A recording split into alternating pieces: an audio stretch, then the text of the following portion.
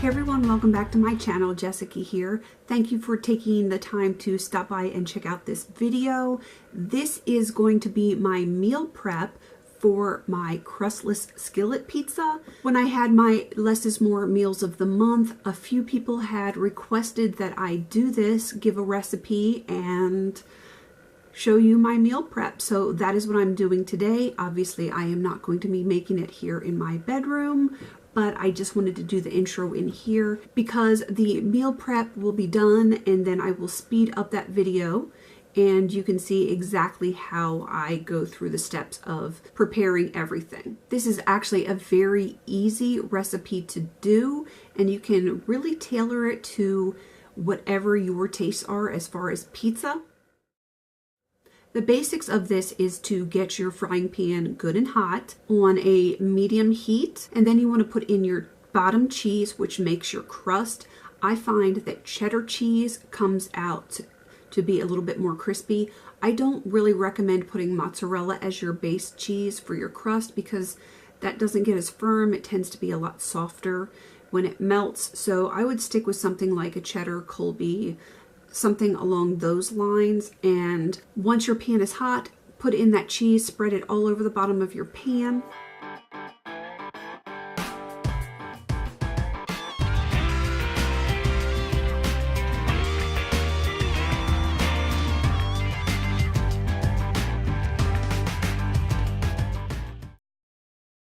Once your cheese starts to melt, you want to put on just a little bit of pizza sauce. You can choose any pizza sauce that you want based on your macros. I just happen to have some of the Papa John's, like those little dipping sauces. So I went ahead and used that because I don't use very much of it, more just like for a little bit of flavor and then to have like a really saucy pizza.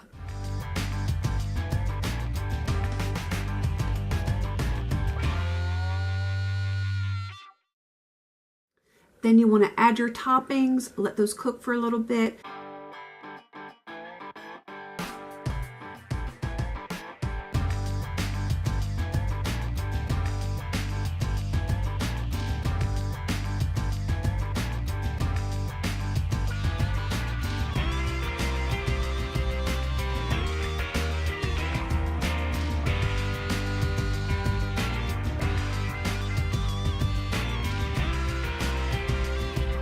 Then you throw your mozzarella cheese on top and you want to melt that down. You may need to cover it. Some people do, some people don't, depending on how melted you like your cheese. I like everything to be all nice and ooey gooey melty because that's pizza for you. So if you do put a lid on it, then for the last 4 or 5 minutes cooking, take that lid back off just to let the steam out so it doesn't get soggy on the bottom.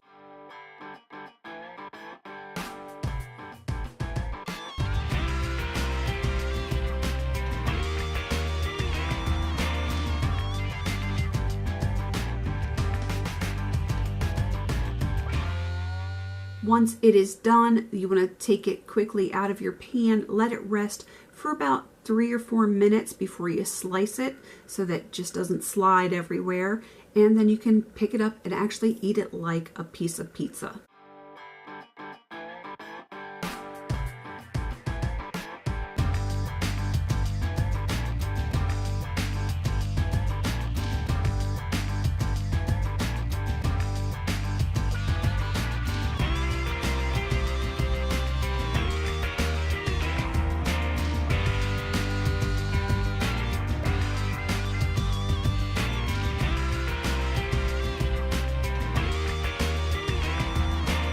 This is very low carb and keto friendly. Obviously, your macros are going to be different from everyone else. So just make sure that you measure out your ingredients, know that you're using, toppings that are keto or low carb friendly, and, just balance it to your specific macros. I really hope that you enjoyed this meal prep and recipe.